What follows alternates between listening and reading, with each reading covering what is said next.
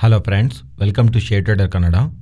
ಇವತ್ತು Sensex 461 points down ಆಗಿ 61,337 close ಆದರೆ ನಿಫ್ಟಿ 146 ಪಾಯಿಂಟ್ಸ್ ಡೌನ್ ಆಗಿ 18,269 ಕ್ಲೋಸ್ ಆಗಿದೆ. Virus bank Nifty 279 points down ಆಗಿ 43,219 ಕ್ಲೋಸ್ ಆಗಿದೆ. ಇವತ್ತು ಮಿಡ್ ಕ್ಯಾಪು 1.41% ಕರೆಕ್ಟ್ ಆದರೆ ಸ್ಮಾಲ್ ಕ್ಯಾಪು 0.84% ಕರೆಕ್ಟ್ ಆಗಿದೆ. ಇವತ್ತು ಎಫ್ಐಸು ನಮ್ಮ ಇಂಡಿಯನ್ ಈಕ್ವಿಟಿ ಮಾರ್ಕೆಟಲ್ಲಿ 1,975 ಕ್ರೋರ್ಸ್ ಸೆಲ್ ಮಾಡಿದ್ರೆ ಡಿಐಸು 1,542 ಕ್ರೋರ್ಸ್ ಬೈ ಮಾಡಿದ್ದಾರೆ. ಇವತ್ತಿನ ಮಾರ್ಕೆಟ್ ಒಂದು ಪ್ರೈಸ್ ಆ್ಯಕ್ಷನ್ ಪರ್ಟಿಕ್ಯುಲರ್ ಆಗಿ ನಿಫ್ಟಿನ ನೀವು ಗಮನಿಸ್ತಾ ಇದ್ದರೆ ಓಪನಿಂಗ್ ಗ್ಯಾಪ್ ಡೌನ್ ಆ್ಯಂಡ್ ಆ ಗ್ಯಾಪ್ ಡೌನಿಂದ ಮಲ್ಟಿಪಲ್ ಟೈಮ್ಸ್ 18,400 ಅಬೋವ್ ಬರೋದಕ್ಕೆ ಮಾರ್ಕೆಟ್ನಲ್ಲಿ ಒಂದು V shape recovery multiple times ಕಾಣಿಸಿದೆ. ಸ್ಟಾರ್ಟಿಂಗಿಂದ ನೀವು ಗಮನಿಸ್ತಾ ಇದ್ದರೆ ಸ್ಟಾರ್ಟಿಂಗಿಂದಾನು ಆಲ್ಮೋಸ್ಟ್ 144 ಪಾಯಿಂಟ್ಸ್ ಡೌನ್ ಸೈಡ್ಗೆ ಮೂವ್ ಆದಮೇಲೆ ಅಗೈನ್ 152 ಪಾಯಿಂಟ್ಸ್ ಹತ್ರ ಮಾರ್ಕೆಟು ಅಪ್ಸೈಡ್ಗೆ ಬರ್ತಾ ಗ್ರೀನಲ್ಲಿ ಟ್ರೇಡ್ ಆಗೋ ಪ್ರಯತ್ನ ಅಂತೂ ಮಾಡಿದ್ದೆ. ಅಲ್ಲಿಂದ ಅಗೈನ್ 172 ಪಾಯಿಂಟ್ಸು ಫಾಲ್ ಆಗಿ ಆ್ಯಂಡ್ ಅಗೈನ್ ಅಲ್ಲಿಂದ 138, 140 ಪಾಯಿಂಟ್ನ ಹತ್ರ ಅಪ್ಸೈಡ್ಗೆ ಮೂವ್ ಆಗಿ ಈ ಸಲ ಒನ್ ಡೈರೆಕ್ಷನಲ್ಲಿ ಯೂನಿಡೈರೆಕ್ಷನಲ್ಲಿ ಆಗಿ ಅಗೈನ್ ಇನ್ನೊಂದು ಬಿಗ್ ಫಾಲ್ ಅಂತೂ ನಿಫ್ಟಿನಲ್ಲಿ ನಮ್ಗೆ ಕಾಣಿಸಿದೆ. ಮೀನ್ಸ್ ಮಲ್ಟಿಪಲ್ ಟೈಮ್ಸ್ ಇವತ್ತು ಆ ಫಾಲ್ನ ರೆಸಿಸ್ಟ್ ಮಾಡೋದಕ್ಕೆ ಬುಲ್ಸ್ ಅಂತೂ ಪ್ರಯತ್ನ ಮಾಡಿದ್ರು ನಿನ್ನೆ ಮಾರ್ಕೆಟ್ ಕ್ಲೋಸ್ ಆಗಿರೋ ಲೆವೆಲ್ಸಿಂದನೂ ರಿಜೆಕ್ಟ್ ಆಗ್ತಾ ಬಿಗ್ ಸೆಲ್ ಆಫ್ ಅಂತೂ ಮಾರ್ಕೆಟ್ನಲ್ಲಿ ಕಾಣಿಸಿದೆ. ಆ್ಯಂಡ್ ಬ್ಯಾಂಕ್ ನಿಫ್ಟಿನಲ್ಲೂ ಸಿಮಿಲರ್ ಪ್ರೈಸ್ ಆ್ಯಕ್ಷನೇ ಕಾಣಿಸಿದೆ. ಫ್ರೆಂಡ್ಸ್, ಫೆಡ್ ಮೀಟಿಂಗ್ ಆದಮೇಲೆ ನಮಗೆ ದೊಡ್ಡದಾಗಿ ಗ್ಲೋಬಲ್ ಮಾರ್ಕೆಟ್ಸಲ್ಲಿ ಇಂಡಿಯನ್ ಈಕ್ವಿಟಿ ಮಾರ್ಕೆಟ್ಸಲ್ಲೂ ಅಷ್ಟೊಂದು ಸ್ಟ್ರಾಂಗ್ ಸೆಲ್ ಆಫ್ ಅಂತೂ ಕಾಣಿಸಿಲ್ಲ ಇನ್ಷಿಯಲ್ ಆಗಿ. ಬಟ್ ಅದಾದಮೇಲಿಂದ ಗ್ರ್ಯಾಜುಯಲ್ ಆಗಿ ಮಾರ್ಕೆಟ್ನಲ್ಲಿ ಸೆಲ್ ಆಫ್ ಕಾಣಿಸ್ತಾ ಬಂದಿದೆ. ನಿನ್ನೆ ಮಾರ್ಕೆಟೂ ಹಾಗೇ ಇತ್ತು, ಇವತ್ತು ಮಾರ್ಕೆಟು ಬಿಟ್ ಓಲ್ಟೇಲ್ ಆಗೇ ಇತ್ತು. ಓಪನಿಂಗ್ ಗ್ಯಾಪ್ ಡೌನ್ ಆ್ಯಂಡ್ ಅಲ್ಲಿಂದನೂ ಅಗೈನ್ ಸ್ಟ್ರಾಂಗ್ ರಿವರ್ಸಲ್ ಆ್ಯಂಡ್ ಅಲ್ಲಿಂದ ಫಾಲ್ ಆ್ಯಂಡ್ ಅಲ್ಲಿಂದ ರಿವರ್ಸಲ್, ಈ ಥರ ಮಲ್ಟಿಪಲ್ ಟೈಮ್ಸ್ ಇಂಟ್ರಾಡೇನಲ್ಲಿ ಸ್ವಿಂಗ್ ಹೈಸ್ ಸ್ವಿಂಗ್ ಲೋಸ್ನಲ್ಲಿ ಮಾರ್ಕೆಟು ವೋಲಿಟಿಲಿಟಿ ಆಗಿರ್ತಾ ಇರೋದು ಓವರಾಲ್ ಆಗಿ ಮಾರ್ಕೆಟ್ ಡೌನ್ ಸೈಡ್ಗಂತೂ ಹೋಗೋ ಪ್ರಯತ್ನ ನಡೆದಿದೆ. ಸೊ ನಾನಂತೂ ಪರ್ಸ್ನಲಾಗಿ ಅಂದ್ಕೊಂಡಿದ್ದು 18,400 ಮಲ್ಟಿಪಲ್ ಟೈಮ್ಸ್ ರಿಕವರಿ ಆಗ್ತಾ ಆ ಲೆವೆಲ್ಕಂದರೆ ಅಬೋನೇ ಕ್ಲೋಸ್ ಆಗ್ತಿತ್ತಲ್ವ.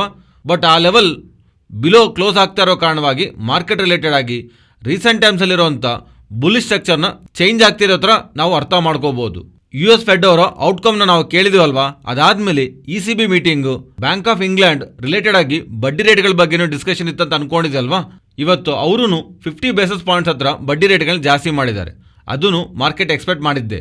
ಬಟ್ ಅವರೂ ಫೆಡ್ ಅವ್ರ ಹಾಗೇ ಪ್ರೆಸ್ ಕಾನ್ಫರೆನ್ಸ್ನಲ್ಲಿ ಹಾಕಿ ಸ್ಟೇಟ್ಮೆಂಟ್ಸ್ ಅಂತೂ ಮಾಡಿದ್ದಾರೆ ಇನ್ಫ್ಲೇಷನ್ ಬಗ್ಗೆ, ಗ್ರೋತ್ ಬಗ್ಗೆನೂ. ಸೊ ಅಂದ್ಕೊಂಡಿರೋ ಥರ ಬಡ್ಡಿ ರೇಟ್ಗಳು ಜಾಸ್ತಿ ಮಾಡ್ತಾಯಿದ್ರು ಪ್ರೆಸ್ ಮೀಟ್ನಲ್ಲಿ ECB ಅವ್ರು ಮಾಡ್ತಿರೋಂಥ ಸ್ಟೇಟ್ಮೆಂಟ್ಸನ್ನು ಮಾರ್ಕೆಟ್ನ ಸ್ವಲ್ಪ ಡೌನ್ ಸೈಡ್ಗೆ ಪುಷ್ ಮಾಡಿವೆ. ಇವರಂತಾನೇ ಅಲ್ಲ, ಬೇರೆ ನೇಷನ್ಸನ್ನು ಲಾಸ್ಟ್ 1 ವೀಕಿಂದ like Switzerland, Denmark, Taiwan, Norway, Mauritius ಇವರೆಲ್ಲರೂ ಅಲ್ಲಿರುವಂಥ ಸೆಂಟ್ರಲ್ ಬ್ಯಾಂಕ್ಸ್ ಎಲ್ಲನೂ ಬಡ್ಡಿ ರೇಟ್ಗಳನ್ನ ಜಾಸ್ತಿ ಮಾಡ್ತಾ ಓವರಾಲ್ ಆಗಿ ಲಾಸ್ಟ್ 1 ವೀಕ್ನಲ್ಲೇ 600 ಬೇಸಿಸ್ ಪಾಯಿಂಟ್ಸ್ ಹತ್ರ ಗ್ಲೋಬಲ್ ಆಗಿರುವಂಥ ಸೆಂಟ್ರಲ್ ಬ್ಯಾಂಕ್ಸ್ ಎಲ್ಲನೂ ಬಡ್ಡಿ ರೇಟ್ಗಳನ್ನ ಜಾಸ್ತಿ ಮಾಡ್ತಾ ಇರೋದು, ಗ್ಲೋಬಲ್ ಆಗಿ ಲಿಕ್ವಿಡಿಟಿನ ಸ್ವಲ್ಪ ಚೇಂಜ್ ಮಾಡ್ತಾ ಇರೋದು, ಈ cell of back FI selling ಮಾಡ್ತಾ ಇರೋದು ಬ್ಯಾಕು ಇರೋವಂಥ ರೀಸನ್ ಆಗಿ ಕಾಣಿಸ್ತಾ ಇದೆ. ನಿನ್ನೆ FIs ರಿಲೇಟೆಡ್ ಆಗಿ ಸೆಲ್ ನಂಬರ್ಸ್ ಇರೋದಕ್ಕೆ ಪಾಸಿಬಿಲಿಟಿ ಇದೆ ಅಂತ ಅಂದ್ಕೊಂಡಿದ್ವಲ್ವ. ಇವನ್ ಇಷ್ಟೊಂದು ಮಾರ್ಕೆಟ್ ಇವತ್ತು ಅಗ್ರೆಸಿವ್ ಆಗಿ ಅಪ್ಸೈಡ್ಗೆ ಮೂವ್ ಆಗ್ತಿದ್ರು ಅದು ರಿಜೆಕ್ಟ್ ಆಗ್ತಾ ಡೌನ್ ಸೈಡ್ಗೆ ಮೂವ್ ಆಗ್ತಾ ಇರೋದು ಬ್ಯಾಕ್ ಅಂತೂ.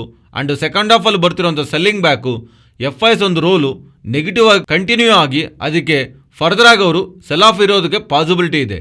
FIs ಇವತ್ತು ಆಲ್ಮೋಸ್ಟ್ 1,975 ಕ್ರೋರ್ಸ್ ನಮ್ಮ ಇಂಡಿಯನ್ ಈಕ್ವಿಟಿ ಮಾರ್ಕೆಟ್ ಸೆಲ್ ಮಾಡಿದ್ದಾರೆ. ನೆಕ್ಸ್ಟು ಅಸೆಂಚರ್ ಅವರು ನಂಬರ್ಸ್ ಬರ್ತಿದೆ ಆ್ಯಂಡ್ ನೆಕ್ಸ್ಟು ಅಸೆಂಚರ್ ಅವ್ರ ನಂಬರ್ಸ್ ಇವತ್ತು ಬರ್ತಿದೆ. ಸೊ ಅವ್ರ ನಂಬರ್ಸ್ ಹೇಗಿದೆ ಆ್ಯಂಡ್ ಔಟ್ಲುಕ್ ಹೇಗಿದೆ, ಗೈಡೆನ್ಸ್ ಹೇಗಿದೆ ಅನ್ನೋದನ್ನು IT ಸ್ಟಾಕ್ಸ್ನ ಇಂಪ್ಯಾಕ್ಟ್ ಮಾಡುತ್ತೆ. ಅದರಿಂದ ಅಸೆಂಚರ್ ನಂಬರ್ಸ್ ಅವ್ರು ಕೊಡೋಂಥ ಔಟ್ಲುಕ್ಕಿಂದಾನೇ ನಮ್ಮ ಇಂಡಿಯನ್ IT ಸ್ಟಾಕ್ಸ್ನೆಲ್ಲ ಇಂಪ್ಯಾಕ್ಟ್ ಆಗೋದಕ್ಕೆ ಚಾನ್ಸ್ ಇದೆ. ಆ್ಯಂಡ್ ನೆಕ್ಸ್ಟ್ ಬರುವಂಥ IT ಸ್ಟಾಕ್ಸ್ ರಿಲೇಟೆಡ್ ಆಗಿ ಟ್ರೆಂಡು ಕಾಣಿಸುತ್ತೆ. ಸ್ಮಾಲ್ ಇವೆಂಟ್ಸ್ ಅಂಡ್ ಪ್ರೀವಿಯಸ್ಲಿ ಮಾತಾಡ್ಕೊಂಡಿದ್ದ 2 ಟ್ರೇಡಿಂಗ್ ಸೆಷನ್ ಬೈಯರಾಗಿ ಕಾಣಿಸಿರೋದು FIs ಅದಾದ್ಮೇಲಿಂದ ಸೆಲ್ಲರಾಗಿ ಕಂಟಿನ್ಯೂ ಆಗ್ತಿದ್ದಾರೆ. ಬಟ್ DIs ಮಾತ್ರ ಲಾಸ್ಟ್ 7 ಕನ್ಸಿಕ್ಯೂಟಿವ್ ಸೆಷನ್ಸಿಂದಾನು ಬೈಯಿಂಗ್ ಸೈಡೇ ಮಾರ್ಕೆಟ್ನಲ್ಲಿ ಕಾಣಿಸ್ತಾ ಇದ್ದಾರೆ.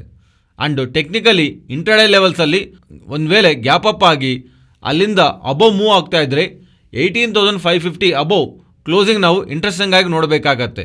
ಬಿಕಾಸ್ ಈ ಲೆವೆಲ್ಸ್ ಅಬೋವ್ ಏನಾದರೂ ಕ್ಲೋಸ್ ಆಗ್ತಾ ಇದ್ದರೆ ಫರ್ದರ್ ಆಗಿ ಮಾರ್ಕೆಟ್ನಲ್ಲಿ ಬುಲ್ಲಿಶ್ ಮೂವ್ ಅಗೇನ್ ರೆಸ್ಯೂಮ್ ಆಗಿರೋ ಥರ ನಾವು ಅನ್ಕೋಬೋದು.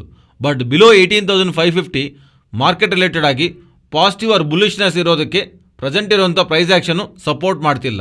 ಫ್ರೆಂಡ್ಸ್, ಈ ವಿಡಿಯೋನಲ್ಲಿ ನಾವು ಶೇರ್ ಮಾಡಿರೋಂಥ ಕಂಟೆಂಟ್ ವ್ಯಾಲ್ಯುಬಲ್ ಆಗಿದ್ದರೆ ತಪ್ಪದೇ ನಮ್ಮ ಚಾನಲ್ನ ಲೈಕ್ ಮಾಡಿ. ನೆಕ್ಸ್ಟು, ಮಲೇಷ್ಯಾನಲ್ಲಿ ಎಗ್ ಸಪ್ಲೈ ಶಾರ್ಟೇಜ್ ಕಾರಣವಾಗಿ Malaysian ministry of agriculture and food security ಅವರು ನಮ್ಮ ಇಂಡಿಯಾನಿಂದ ಎಗ್ಸ್ ಇಂಪೋರ್ಟ್ ಮಾಡೋದಕ್ಕೆ ಅಲೋ ಮಾಡಿದ್ದಾರೆ. ಸೊ ಇದರಲ್ಲಿ ಭಾಗವಾಗಿ ಫಸ್ಟ್ ಫೇಸ್ ನಲ್ಲಿ ಸ್ವಲ್ಪ ಎಗ್ಸ್ ನ ಇಂಪೋರ್ಟ್ ಮಾಡ್ಕೊಂಡಿರ್ತಾರ ಅಂಡ್ ಈ ಎಗ್ಸ್ ಎಲ್ಲಾನು ಸ್ಟ್ಯಾಂಡರ್ಡ್ಸ್ ನ ಮೀಟ್ ಆಗತ್ತಾ ಇಲ್ಲ ಅನ್ನೋ ತರ ಚೆಕ್ ಮಾಡ್ತಿರೋ ತರನು ಇವರು ಅಪ್ಡೇಟ್ ಮಾಡಿದ್ದಾರೆ. ನಮ್ಮ ಕಂಟ್ರಿನಲ್ಲಿ ವೆಂಕೀಸ್ ಅವರು ಪ್ಯಾಥೋಸಿನ್ ಫ್ರೀ ಎಗ್ಸ್ ಅಂದ್ರೆ ಯಾವ ತರ ಡಿಸೀಸ್ ಇಲ್ದಿರುವಂತ ಎಗ್ಸ್ ನ ಪ್ರೊಡ್ಯೂಸ್ ಮಾಡೋದ್ರಲ್ಲಿ 4th ಲಾರ್ಜೆಸ್ಟ್ ಪ್ಲೇಯರ್. ನಾವು ಮಲೇಷಿಯನ್ ಗವರ್ನಮೆಂಟ್ ತಗೊಂಡಿರುವಂತ ಈ ಡಿಸಿಷನ್ ಇಂದ ವೆಂಕೀಸ್ ಅವರಿಗೆ ಪಾಸಿಟಿವ್ ಅಲ್ವಾ, ಅದರಿಂದ ಇವತ್ತಿನ ಸೆಷನ್ ಅಲ್ಲಿ ವೆಂಕೀಸ್ ಸ್ಟಾಕ್ ಪಾಸಿಟಿವ್ ಆಗಿ ರಿಯಾಕ್ಟ್ ಆಗಿದೆ. ನೆಕ್ಸ್ಟ್, ನಮ್ಮ ಕಂಟ್ರಿನಲ್ಲಿರುವಂತಹ ಹೋಲ್ಸೇಲ್ ಮಿಲ್ಕ್ ಪ್ರೈಸಸ್ ನ ಕಂಟಿನ್ಯೂಸ್ಲಿ ಬೆಳೀತಾ ಇರೋ ಕಾರಣವಾಗಿ ಡೈರೀಸ್ ಕಂಪನೀಸ್ ಎಲ್ಲಾನು ಫೈನಾನ್ಷಿಯಲ್ ಇಯರ್ 2023 ಸೆಕೆಂಡ್ ಹಾಫ್ ನಲ್ಲಿ ಇನ್ನೊಂದ್ಸಲಿ ಮಿಲ್ಕ್ ಪ್ರೈಸಸ್ ಜಾಸ್ತಿ ಮಾಡಬಹುದಂತ ಹೇಳಿ ICICI ಸೆಕ್ಯೂರಿಟೀಸ್ ಅವರು ರಿಪೋರ್ಟ್ ಮಾಡ್ತಿದ್ದಾರೆ. ಇವರು ರೀಸೆಂಟ್ ಆಗಿ ಒಂದ್ಸಲಿ ಪ್ರೈಸ್ ಹೈಕ್ ತಗೊಂಡಿದಾರಲ್ವಾ, ಮತ್ತೆ ಈಗ ಇವರು ಪ್ರಾಫಿಟಬಿಲಿಟಿನ ಪ್ರೊಡಕ್ಟ್ ಮಾಡ್ಕೊಳ್ಳೋದಕ್ಕೆ ಇವರು ಪ್ರೈಸ್ ಹೈಕ್ ತಗೋಬಹುದು ಅನ್ನೋ ತರ ನ್ಯೂಸ್ ಅಪ್ಡೇಟ್ಸ್ ಬರ್ತಿರೋ ಕಾರಣವಾಗಿ ಇವತ್ತಿನ ಸೆಷನ್ ಅಲ್ಲಿ dairy stocks, Dodla dairy and Heritage stocks ನಾವು ಪಾಸಿಟಿವ್ ಮೊಮೆಂಟಮ್ ನೋಡಿದ್ದೀವಿ.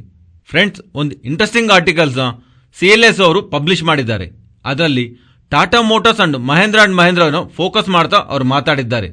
ಅವ್ರು ಹೇಳ್ತಿರೋದು FY27 to FY30 ಮೀನ್ಸ್ ಇಲ್ಲಿಂದ ನೆಕ್ಸ್ಟ್ 5 to 8 ಇಯರ್ಸ್ ಅಲ್ಲಿ ಎಲ್ಲ SUV ಮಾರ್ಕೆಟ್ ಪ್ರೆಸೆಂಟ್ ಇರುವಂತ 100 ಕಾರ್ಸ್ ನಲ್ಲಿ 25 to 30 ಕಾರ್ಸ್ ಹತ್ರ ನಮಗೆ ಎಲೆಕ್ಟ್ರಿಕ್ ವೆಹಿಕಲ್ಸ್ ಕಾಣಿಸಬಹುದು ಅಂತ ಹೇಳ್ತಿದ್ದಾರೆ. And petrol and diesel cars ತಗೊಳ್ಳೋಕಂದ್ರೂ ಎಲೆಕ್ಟ್ರಿಕ್ ವೆಹಿಕಲ್ಸ್ ಕಾರ್ಸ್ ತಗೊಳ್ಳೋದ್ರಲ್ಲಿ ನಮಗೆ ಜಾಸ್ತಿ ಸ್ಟಾರ್ಟಿಂಗ್ ಅಪ್ಫ್ರಂಟ್ ಕಾಸ್ಟ್ ಜಾಸ್ತಿ ಆಗತ್ತಲ್ವಾ, ಮತ್ತೆ ಹೇಗೆ ಜಾಸ್ತಿ ಹಣ ಕೊಟ್ಟು ನಾವು ತಗೊಂಡಾಗ ಪೆಟ್ರೋಲ್ ಹಾಗೆ ಡೀಸೆಲ್ ನಾವು ಯೂಸ್ ಮಾಡ್ತೀವಲ್ವಾ, ಆತರ EV ವೆಹಿಕಲ್ಸ್ ತಗೊಂಡ್ಮೇಲೆ ನಾವು ಜಸ್ಟ್ ಚಾರ್ಜಿಂಗ್ಗೋಸ್ಕರ ಸ್ಪೆಂಡ್ ಮಾಡ್ತಾ ಇರ್ತೀವಿ. ಅದರಿಂದ ಪೆಟ್ರೋಲ್ ಅಂಡ್ ಡೀಸೆಲ್ ಯೂಸ್ ಮಾಡದಿರೋ ಕಾರಣವಾಗಿ ನಾವು ಹಣ ಸೇವ್ ಮಾಡ್ಕೊಂತೀವಿ. ಆತರ ಸೇವ್ ಮಾಡ್ಕೊಂಡಿರೋಂಥ ಹಣ ಸ್ಟಾರ್ಟಿಂಗ್ ನಾವು ಈ EV ವೆಹಿಕಲ್ ತಗೊಳ್ಳೋದ್ವಾಗ ಅಪ್ಫ್ರಂಟ್ ಅಲ್ಲಿ ಹಣ ಜಾಸ್ತಿ ಕೊಟ್ಟಿರ್ತೀವಲ್ವಾ, ಆತರ ಕೊಟ್ಟಿರೋಂಥ ಎಕ್ಸ್ಟ್ರಾ ಹಣ ಯಾವಾಗ ಬ್ರೇಕ್ ಇವೆನ್ ಮಾಡುತ್ತೆ, ಈ ತರ ಸೇವ್ ಮಾಡ್ತಾ ಇದ್ರಿ ಸ್ಟಾರ್ಟಿಂಗ್ ಅಲ್ಲಿ ನಾವು ಜಾಸ್ತಿ ಕೊಟ್ಟಿರೋಂಥ ಹಣ ಅಪ್ಫ್ರಂಟ್ ಹಣ ಯಾವಾಗ ಈಕ್ವಲ್ ಆಗತ್ತೆ ಅಂತ ಕೇಳಿದಾಗ ಟಾಟಾ ಮೋಟಾರ್ಸ್ ಅವರೊಂದು ಬೇಸ್ ವೇರಿಯಂಟ್ ಅಂತೂ 3.5 ಇಯರ್ಸ್ ಆಗತ್ತೆ ಅಂತ, ಅಂಡ್ ಹೈಯರ್ ವೇರಿಯಂಟ್ಸ್ ಅಂತೂ 5.5 ಇಯರ್ಸ್ ಆಗತ್ತೆ ಅಂತ, ಮಹೇಂದ್ರ ಅವರಂತೂ 4 ಇಯರ್ಸ್ ಆಗತ್ತೆ ಅನ್ನೋ ತರ CLS ಅವರು ಅಪ್ಡೇಟ್ ಮಾಡ್ತಿದ್ದಾರೆ. ಅಂಡ್ ಇಲ್ಲಿಂದ ಬರುವಂತ electric vehicles growth, Indian electric vehicle growth ನಲ್ಲಿ ಟಾಟಾ ಮೋಟಾರ್ಸ್ ಅಂಡ್ M&M ಅವರು ಲೀಡರ್ಸ್ ಆಗಿ ಕಂಟಿನ್ಯೂ ಆಗ್ತಾರಂತ. ಅಂಡ್ ಇಲ್ಲಿಂದ ಫ್ಯೂಚರ್ ಇವರಿಬ್ಬರು ಸೇರಿ 65% ಆಫ್ ಮಾರ್ಕೆಟ್ ಶೇರ್ ನ ಕಮಾಂಡ್ ಮಾಡ್ತಾರ ಅಂತರ CLS ಅವರು ಭಾವಿಸ್ತಾ ಎಂಟೈರ್ ಆಟೋ ಸ್ಪೇಸ್ ನಲ್ಲಿ ಎಲೆಕ್ಟ್ರಿಕ್ ವೆಹಿಕಲ್ ರಿಲೇಟೆಡ್ ಆಗಿ ಟಾಟಾ ಮೋಟಾರ್ಸ್ ಅಂಡ್ M&M ಅವ್ರನ್ನ ಪಾಸಿಟಿವ್ ಆಗಿ ನೋಡ್ತಿರೋ ತರ ಸ್ಟೇಟ್ಮೆಂಟ್ಸ್ ಮಾಡ್ತಿದ್ದಾರೆ. ನೆಕ್ಸ್ಟ್, ರಿಲಯನ್ಸ್ ಇಂಡಸ್ಟ್ರಿ ಬಗ್ಗೆ ಮಾತಾಡ್ಕೋಬೇಕು. ಇದೊಂಥರ ಬಿಗ್ ಅಪ್ಡೇಟ್ ಅನ್ಕೋಬೇಕು. ರಿಲಯನ್ಸ್ ಇಂಡಸ್ಟ್ರಿ ಅವರು FMCG ನಲ್ಲಿ ಅವ್ರಿಗಂತೂ ಒಂದು ಇಂಡಿವಿಜುವಲ್ ಬ್ರ್ಯಾಂಡ್ ಅಂತೂ ಲಾಂಚ್ ಮಾಡಿದ್ದಾರೆ, ಇಂಡಿಪೆಂಡೆನ್ಸ್ ಅನ್ನೋ ನೇಮ್ ಇಂದ. ಅಪ್ಕಮಿಂಗ್ ಟೈಮ್ಸ್ ಅಲ್ಲಿ ಈ ಬ್ರ್ಯಾಂಡ್ ನಲ್ಲಿ edible oil, grains, package food ನ ತಗೊಂಡ್ಬರ್ತೀವಿ ಅನ್ನೋ ತರ. ನೆಕ್ಸ್ಟ್, ಇಲ್ಲಿಂದ ಈ FMCG ಸೆಗ್ಮೆಂಟ್ ಅಲ್ಲಿ ವೈಡ್ ವೆರೈಟೀಸ್ ನ ಇಂಡಿಪೆಂಡೆನ್ಸ್ ಅನ್ನೋ ಬ್ರ್ಯಾಂಡ್ ಅಂಡರ್ ನಲ್ಲಿ ತಗೊಂಡ್ ಬರ್ತೀವಿ ಅನ್ನೋ ತರ ರಿಲಯನ್ಸ್ ಇಂಡಸ್ಟ್ರಿ ಅವರು ಅಪ್ಡೇಟ್ ಮಾಡ್ತಿದ್ದಾರೆ. ಇದು ಲಾಸ್ಟ್ ಆನ್ಯುವಲ್ ಜನರಲ್ ಮೀಟಿಂಗ್ ನಲ್ಲೂ ರಿಲಯನ್ಸ್ ಇಂಡಸ್ಟ್ರಿ ಮ್ಯಾನೇಜ್ಮೆಂಟ್ ಇಂದ ಕ್ಲಾರಿಟಿ ಅಂತೂ ನಮಗಿತ್ತು. FMCG ಸ್ಪೇಸ್ ನಲ್ಲಿ ತುಂಬಾ ಸ್ಟ್ರಾಂಗ್ ಆಗಿ ಗ್ರೋ ಆಗ್ಬೇಕನ್ನೋ ತರ ಇದರ ರಿಲೇಟೆಡ್ ಆಗಿ ರೀಸೆಂಟ್ ಟೈಮ್ಸ್ ಅಲ್ಲಿ ತುಂಬಾ ಇನಾರ್ಗಾನಿಕ್ ಆಗಿ ಅಕ್ವಿಸಿಷನ್ ಮಾಡಿದ್ದಾರಲ್ವಾ FMCG ಸ್ಪೇಸ್ ನಲ್ಲಿ. ಅಂಡ್ ಈಗ ಒಂದು ಸೋಲೋ ಬ್ರ್ಯಾಂಡ್ ನ ಲಾಂಚ್ ಮಾಡ್ತಾ ಈ ಸೆಗ್ಮೆಂಟ್ ಅಲ್ಲಿ ನಾವು ಗ್ರೋ ಆಗ್ಬೇಕನ್ನು ಅನ್ಕೊಂತ ಇದೀವಿ ಅಂತ ಸ್ಟೇಟ್ಮೆಂಟ್ಸ್ ಮಾಡ್ತಿರೋ ಕಾರಣವಾಗಿ ಸ್ಟಾಕ್ ರಿಲೇಟೆಡ್ ಆಗಿ ನಾವು ಪಾಸಿಟಿವ್ ಆಗಿ ತಗೋಬಹುದು. ಬಟ್ ಇದು ಆಲ್ರೆಡಿ ಆನ್ಯುವಲ್ ಜನರಲ್ ಮೀಟಿಂಗ್ ನಲ್ಲಿ ಮಾರ್ಕೆಟ್ ಒಂದು ಕ್ಲಾರಿಟಿ ಅಂತೂ ಇತ್ತು, ಇವರು FMCG ಸ್ಪೇಸ್ ನಲ್ಲಿ ಸ್ಟ್ರಾಂಗ್ ಮೂವ್ ತಗೊಂತಾ ಇದ್ದಾರೆ ಅಂತ. ನೆಕ್ಸ್ಟ್, ದೀಪಕ್ ಫರ್ಟಿಲೈಸರ್ಸ್ ಇರುವಂತ 2 ಇಂಪಾರ್ಟೆಂಟ್ ಬಿಸಿನೆಸ್, ಒಂದು ಮೈನಿಂಗ್ ಕೆಮಿಕಲ್ ಬಿಸಿನೆಸ್, ಇನ್ನೊಂದು ಫರ್ಟಿಲೈಸರ್ಸ್ ಬಿಸಿನೆಸ್. ಇವೆರಡನ್ನೂ ಈಗ ಇಲ್ಲಿವರೆಗೂ ಒಂದೇ ಕಂಪನಿ ಅಂಡರ್ನಲ್ಲಿ ರನ್ ಮಾಡ್ತಾ ಇದ್ರು. ಈಗ ಇವೆರಡರಿಂದ ಮೈನಿಂಗ್ ಕೆಮಿಕಲ್ ಬಿಸಿನೆಸ್ ನ ಡಿಮರ್ಜರ್ ಮಾಡ್ತಿದ್ದಾರೆ. ಸೊ ಆ ಥರ ಪ್ರೆಸೆಂಟ್ ದೀಪಕ್ ಫರ್ಟಿಲೈಸರ್ ಅಂಡರ್ನಲ್ಲಿರುವಂಥ STL ಅಂಡ್ DMSPL ಇವೆರಡನ್ನು ದೀಪಕ್ ಫರ್ಟಿಲೈಸರ್ಸ್ ರಿಲೇಟೆಡ್ ಆಗಿ ಸಬ್ಸಿಡರೀಸು. ಆ ಥರ ದೀಪಕ್ ಫರ್ಟಿಲೈಸರ್ಸ್ ಅಂಡರ್ನಲ್ಲಿರುವಂಥ STL ಅಂಡರ್ನಲ್ಲಿರುವಂಥ ಮೈನಿಂಗ್ ಕೆಮಿಕಲ್ ಬಿಸ್ನೆಸ್ನು ಅಂಡ್ ಫರ್ಟಿಲೈಸರ್ಸ್ ಬಿಸ್ನೆಸ್ ಇದೆ ಅಲ್ವಾ, ಈಗ ಆ ಮೈನಿಂಗ್ ಕೆಮಿಕಲ್ ಬಿಸ್ನೆಸ್ನ DMSPLಗೆ ಕಂಪ್ಲೀಟ್ ಆಗಿ ಡಿಮರ್ಜ್ ಮಾಡಬೇಕನ್ನೋ ಥರ ಇವರು ಅಪ್ಡೇಟ್ ಮಾಡ್ತಿದ್ದಾರೆ. ಸೊ ಇದೇ ಮೇಜರ್ ಅಪ್ಡೇಟು. ಬಿಕಾಸ್ ಈ ಮೈನಿಂಗ್ ಕೆಮಿಕಲ್ ಬಿಸ್ನೆಸ್ ಮೂಲಕನೇ ಇವರಿಗೆ 44% ಆಫ್ ರೆವಿನ್ಯೂಸು, ನಿಯರ್ಲಿ 2463 ಕ್ರೋರ್ಸ್ ಹತ್ರ ರೆವಿನ್ಯೂಸ್ ಇವರು ಮೈನಿಂಗ್ ಕೆಮಿಕಲ್ ಬಿಸ್ನೆಸ್ ಇಂದ ಬರುತ್ತೆ.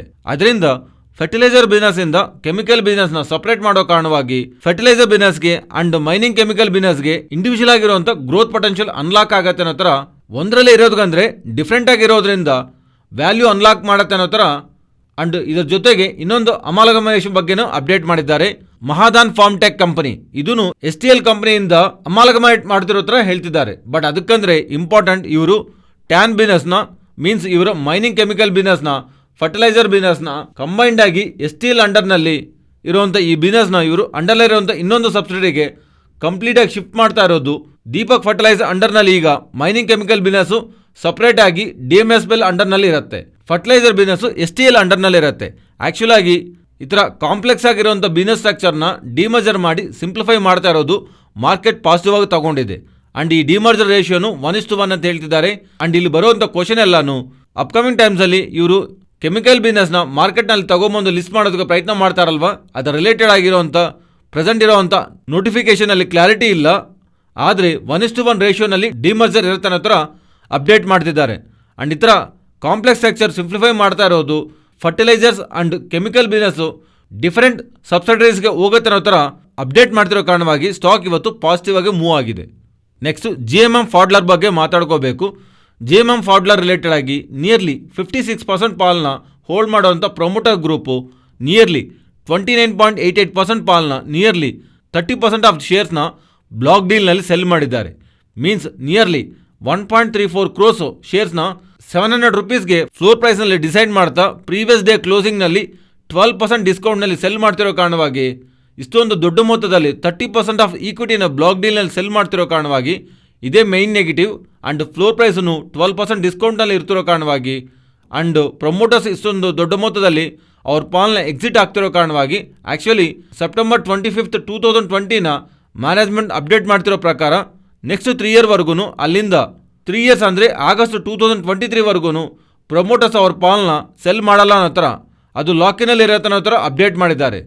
ಆ ಥರ ಸೆಪ್ಟೆಂಬರ್ 2020 ಮಾಡಿರೋಂಥ ಅಪ್ಡೇಟ್ನ ಇವರು ಬ್ರೇಕ್ ಮಾಡ್ತಾ ಪ್ರಮೋಟರ್ಸ್ ಈ ಥರ ಸೆಲ್ ಮಾಡ್ತಿರೋ ಕಾರಣವಾಗಿ ಮಾರ್ಕೆಟ್ ಮೇಲೆ ಸ್ವಲ್ಪ ನೆಗೆಟಿವ್ ಆಗಿ ರಿಯಾಕ್ಟ್ ಆಗಿದೆ.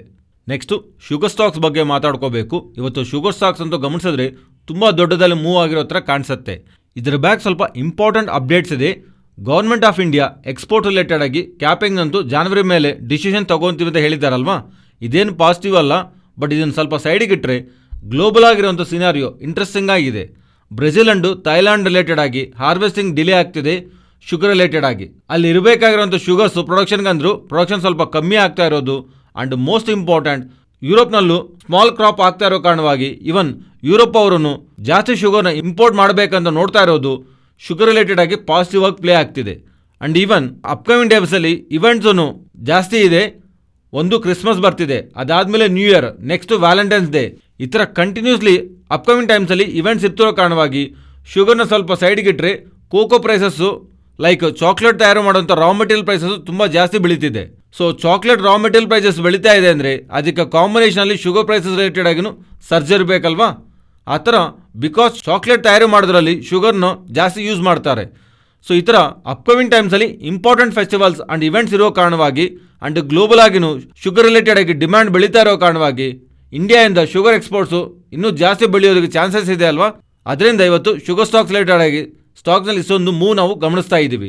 Next AU small finance bank and HDFC life related ಆಗಿ ಒಂದು ಅಪ್ಡೇಟ್ ಇದೆ.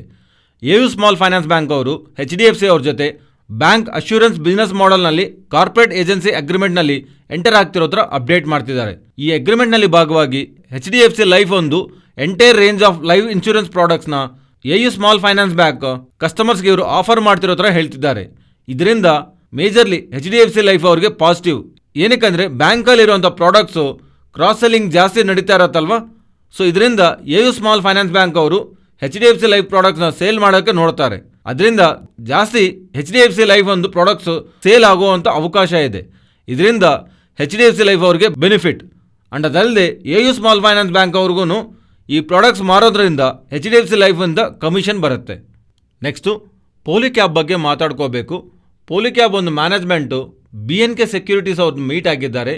ಮೀಟ್ ಆಗಿ ಅವ್ರ ಮಧ್ಯದಲ್ಲಿ ಸಮಾವೇಶ ಆದಮೇಲೆ BNK ಸೆಕ್ಯೂರಿಟಿ ಅವರು ಒಂದು ನೋಟ್ನ ರಿಲೀಸ್ ಮಾಡ್ತಾ ಪೋಲಿಕ್ಯಾಬ್ ಗ್ರೋತ್ ಅಂತೂ ಇದೆ, ಆದರೆ ಇಂಡಸ್ಟ್ರಿಗೆ ಅಂದರೆ ಬೆಟ್ರಾಗೆ ಗ್ರೋತ್ ಇದೆ, ಆದರೆ ಪ್ರೆಸೆಂಟ್ ಇರೋವಂಥ ವ್ಯಾಲ್ಯೂಷನ್ಸು ಎಕ್ಸ್ಪೆನ್ಸಿವ್ನಲ್ಲಿದೆ. ಆ್ಯಂಡ್ ಈವನ್ ಅವ್ರು ಅಂದ್ಕೊಂಡಿರೋಂಥ ಗ್ರೋತ್ ರೇಟು ಮ್ಯಾನೇಜ್ಮೆಂಟ್ ಅಂದ್ಕೊಂಡಿರೋಂಥ ಗ್ರೋತ್ ರೇಟು ಗ್ರೋ ಆಗ್ತಾ ಇದ್ರೂ ಸ್ಟಾಕ್ ರಿಲೇಟೆಡ್ ಆಗಿ ಇಲ್ಲಿಂದ ವೆರಿ ಅಗ್ರೆಸಿವ್ ಟಾರ್ಗೆಟ್ ನಾವು ಎಕ್ಸ್ಪೆಕ್ಟ್ ಮಾಡೋಕ್ಕಾಗಲ್ಲ. ಆ್ಯಂಡ್ ಅಪ್ಕಮಿಂಗ್ ಟೈಮ್ಸಲ್ಲಿನೂ ಸ್ಟಾಕ್ 3096 ಟಾರ್ಗೆಟ್ನ ಅಗ್ರೆಸಿವ್ ಆಗಿ ಆಗದೆ ನಿಯರಾಗೇ ಇರುತ್ತೆ. ಅದರಿಂದ ಅಪ್ಕಮಿಂಗ್ ಮಂತಲ್ಲಿರುವಂಥ ಮಾರ್ಕೆಟಲ್ಲಿರುವಂಥ ವೋಲಟಿಲಿಟಿ ರೀಸನಿಂದ ಇವತ್ತು ನಮಗೆ ಸ್ಟಾಕು 7 to 8% ಹತ್ರ ಇಂಟ್ರಾಡೇ ಸೆಷನಲ್ಲಿ ಕರೆಕ್ಟ್ ಆಗಿದೆ. Next Nifty and bank Nifty support and resistant present ಇರೋ ಲೆವೆಲ್ಸಿಂದ ನಿಫ್ಟಿ ಡೌನ್ ಸೈಡು 18,240 ಆ್ಯಂಡ್ ಅದರ ಬಿಲೋ 18,180 ಆ್ಯಂಡ್ ಇಲ್ಲಿಂದ ಅಪ್ಸೈಡು 18,310 ಆ್ಯಂಡ್ ಅದರ ಅಬೌವ್ 18,370. ನೆಕ್ಸ್ಟು ಬ್ಯಾಂಕ್ ನಿಫ್ಟಿ ಇವತ್ತು ಮಲ್ಟಿಪಲ್ ಟೈಮ್ಸು 43,130 ಹತ್ರ ಸಪೋರ್ಟ್ ತಗೊಂಡಿದೆ. ಅದರಿಂದ ಈ ಲೋನ್ ಒಂದು ವೇಳೆ ಬ್ರೇಕ್ ಮಾಡ್ತಾ ಇದ್ರೆ ನೆಕ್ಸ್ಟ್ 42,890ನ ಇಂಪಾರ್ಟೆಂಟ್ ಸಪೋರ್ಟಾಗಿ ಕಾಣಿಸ್ತಾ ಇದೆ. ಇಲ್ಲಿಂದ ಟಾಪ್ ಸೈಡು 43,370, ಅದರ ಅಬೌವ್ 43,580.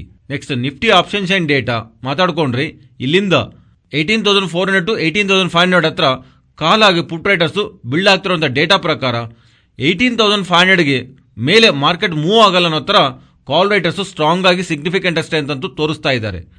ಆ್ಯಂಡ್ ಡೌನ್ ಸೈಡು 18,000 ಹತ್ರನೇ ಹೈ ಓಐ ಡೇಟಾ ಅಂತೂ ಬಿಲ್ಡ್ ಆಗ್ತಿದೆ. ಸೊ ರೀಸೆಂಟ್ ಡೇಸಲ್ಲಿ 18,400 to 18,900 ಈ 500 ಪಾಯಿಂಟ್ ರೇಂಜಲ್ಲಿ ಮಾರ್ಕೆಟ್ ಇರುತ್ತಿರೋ ಥರ ಎಕ್ಸ್ಪೆಕ್ಟ್ ಮಾಡಿದೀವಲ್ವಾ. ಇವನ್ ಇವತ್ತು ಮಲ್ಟಿಪಲ್ ಟೈಮ್ಸು ಆ ಲೆವೆಲ್ ಅಬೋವ್ ಬರ್ತಾ ಇದ್ರು ಮಾರ್ಕೆಟ್ ಅದರ ಅಬೋವ್ ಕ್ಲೋಸಿಂಗ್ ಇರುತ್ತೆ ಅಂತ ಅನ್ಕೊಂಡಿದ್ದೀನಿ. ಆದರೆ ಡೌನ್ ಸೈಡ್ ಒಂದು ಸಿಗ್ನಿಫಿಕೆಂಟ್ ಫಾಲ್ ಅಂತೂ ಅಗೈನ್ 18,400 ಬಿಲೋ ಇಷ್ಟೊಂದು ಸ್ಟ್ರಾಂಗ್ ಆಗಿ ಕ್ಲೋಸ್ ಆಗ್ತಿರೋ ಕಾರಣವಾಗಿ ಫರ್ದರ್ ಆಗಿ ಆ ಫರ್ದರ್ ರೇಂಜ್ನ 18,000 to 18,500 ಅನ್ನೋ ಥರ ನಾವು ಚೇಂಜ್ ಮಾಡ್ಕೋಬೇಕಾಗತ್ತೆ. ಇದು ಫ್ರೆಂಡ್ಸ್ ಇವತ್ತಿನ ವಿಡಿಯೋ. ಈ ವಿಡಿಯೋನಲ್ಲಿ ಶೇರ್ ಮಾಡಿರೋಂಥ ಕಂಟೆಂಟ್ ವ್ಯಾಲ್ಯೂಬಲ್ ಆಗಿದ್ದರೆ ತಪ್ಪದೇ ನಮ್ಮ ಚಾನಲ್ನ ಸಬ್ಸ್ಕ್ರೈಬ್ ಆಗಿ ಆ್ಯಂಡ್ ಬೆಲೈಕಾನ್ ಕ್ಲಿಕ್ ಮಾಡಿ ಆಲ್ ನೋಟಿಫಿಕೇಷನ್ಸ್ ಆಕ್ಟಿವೇಟ್ ಮಾಡ್ಕೊಳ್ಳಿ. ಈ ಡೇಟಾ ನಿಮ್ಮ ಫ್ರೆಂಡ್ಸ್ ಆ್ಯಂಡ್ ಫ್ಯಾಮಿಲಿ ಮೆಂಬರ್ಸ್ಗೆ ಯೂಸ್ ಆಗತ್ತಂದರೆ ತಪ್ಪದೇ ಶೇರ್ ಮಾಡಿ. Thank you.